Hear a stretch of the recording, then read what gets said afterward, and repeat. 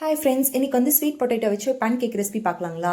இது வந்து செடி பார்த்திங்கன்னா நம்ம வீட்டுக்கு முன்னாடியே இருக்குங்க. இப்போ காட்டில் கொண்டு போய் வச்சு காட்டிலே வந்து நிறையா வந்து காய்க்க வந்து ஸ்டார்ட் பண்ணிடுச்சு.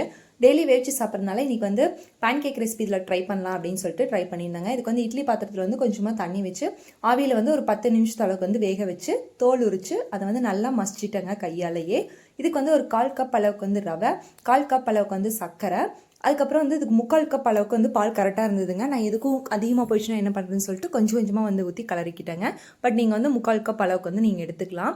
அது வந்து கரெக்டாகவே இருந்துச்சு. நல்லா வந்து கட்டி இல்லாமல் நல்லா கரைச்சிட்டு ஒரு 20 மினிட்ஸ்க்கு வந்து மூடி போட்டு ரெஸ்ட் விட்டுருங்க. லாஸ்ட்டாக வந்து கொஞ்சம் உப்பு மட்டும் ஆட் பண்ணி நல்லா கலரி ரெஸ்ட் விட்டுருங்க ஒரு 20 மினிட்ஸு.